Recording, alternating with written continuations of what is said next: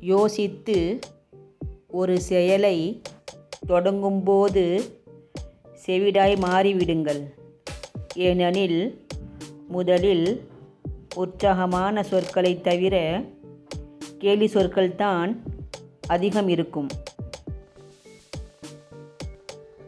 பறக்க வேண்டும் என்று முடிவெடுத்துவிட்டால் முதலில் உங்கள் சுமைகளை வீசி எறியுங்கள்.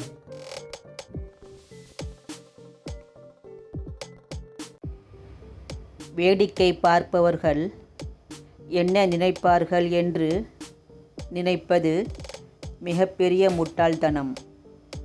ஏனென்றால் அவர்களால் நமக்கு எந்த பயனும் இல்லை.